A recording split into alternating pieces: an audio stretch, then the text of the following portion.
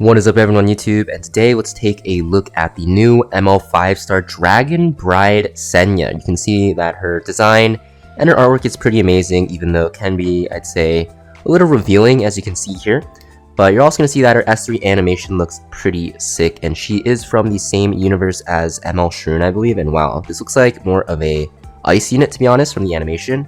But we're going to see that her animations are great, but also her skills and her kit are pretty good as well. So if you actually look at her design here, so not her design, her base stats, you're going to see she is a light knight, so her class is still the same. She's just a light unit now. She is going to be pretty high and stacked in health, and she has pretty low speed, but you're going to see that this health is going to be very crucial for her, especially because you can improve it more with her imprint concentration. Because if you actually put her on the 3F artifact from the Overlord collab, which we just had, she'll probably be very strong on this, because you're going to see from her kit that she can do a lot of damage. So this is her S2 passive. It is a, I believe it's a 4-turn cooldown going down to 3, and basically it's a flat health boost up to 10%, which is pretty insane.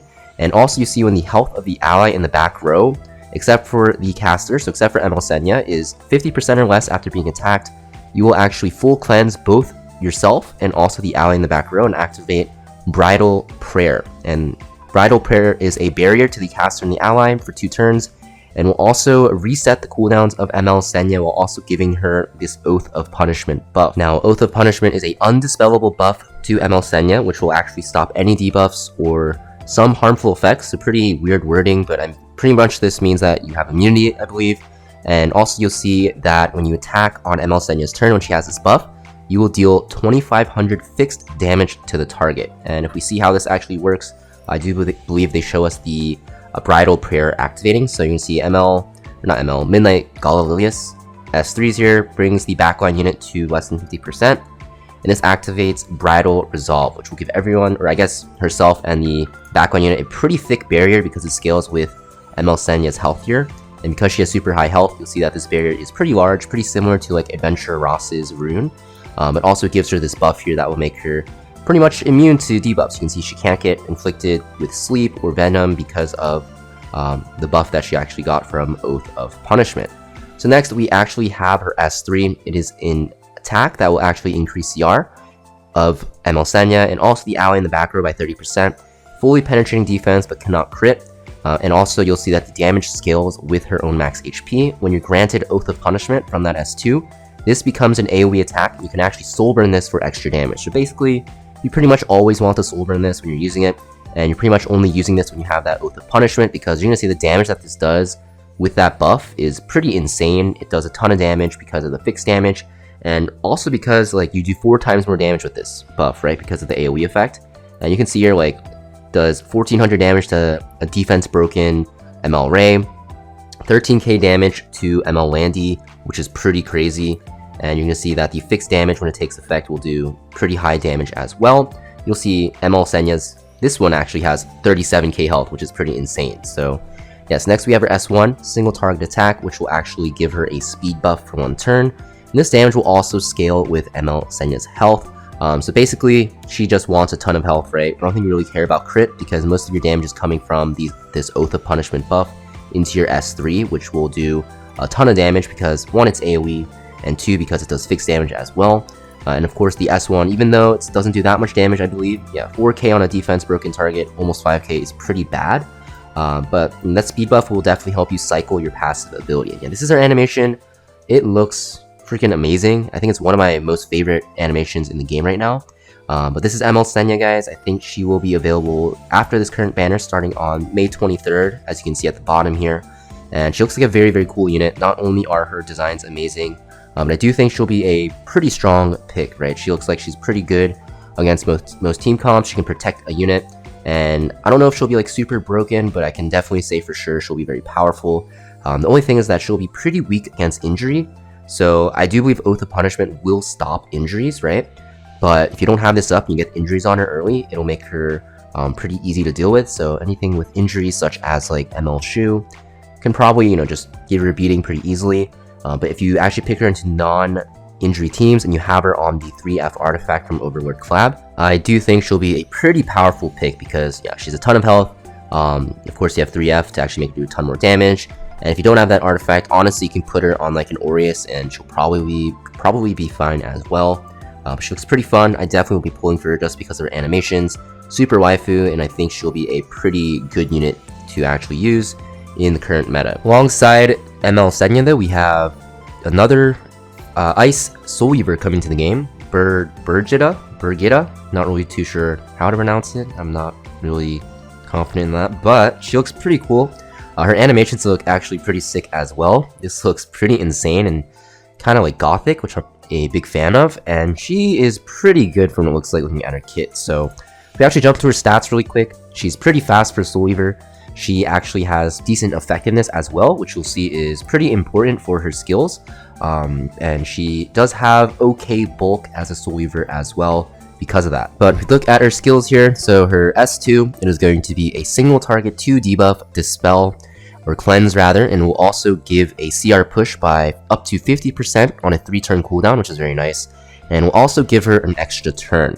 And pretty simple, right? You just S2 another unit, they get pushed up, and she gets an extra turn here to actually use her S3. And you're gonna see her S3 is pretty powerful. It's a non-attack skill, strips all debuffs, or all buffs rather. Also has a 75% chance going up to 100% when you actually max it out to inflict bind, which is super annoying, right? Bind makes it so that you actually can't counterattack or do anything when it's not your turn. And block is a new debuff. It will be a debuff that will allow or disallow the enemy to be affected by any buffs. Some beneficial effects, so I don't know if this will be healing, most likely it will. And will also dispel debuff effects except when granted by the bearer, and pretty powerful. And of course we have the infamous Soulburn to actually ignore effect resist, and this is going to be super powerful, right? Anything that's a full strip with ignore effect resist is already strong, but with bind and block, pretty sure this is going to be one of the best S3s in the game if you actually have souls for her. And you'll see that she will have a way to actually give herself souls, which is going to be pretty insane. But yeah, pretty cool. The animation, as we saw earlier, looks pretty insane. I'm a big fan of it just from the design. She's also honestly a must pull for me. Like, it looks straight out of, like, I don't know, an anime, and you can see that it looks pretty powerful when she actually S3s here. Yeah, but pretty strong. It's a single target effect, so it's not AoE. If it was AoE, this would be definitely the most broken skill in the game, but just having this to be single target is still going to be pretty powerful for her because you can cripple a lot of units. Next, we have her S1. It's a single target attack that will decrease CR by 15%, and when the target is inflicted with block, this will go up to 30%. So this is pretty crazy. The CR pushback is actually insane, especially if the units are already slow. You can see her, like, ML Bologna gets pushed back, and you're going to see that at that point, most likely what will happen is, you know, Ocean Breeze-Luca, maybe even Crimson Armin will be able to lap her. Probably not. But you're going to see that that S3 also is super strong because you are stopping the ML Bologna here from counterattacking. So you can kind of see that she's going to be very good at dealing with units such as ML Landy, ML Bologna, and just, you know, Abyssal Yufine and stuff like that as well. Now we have her artifact. Looks pretty powerful. I think you definitely want this. Basically, you're going to see after using a non-attack skill, you'll acquire 20 souls.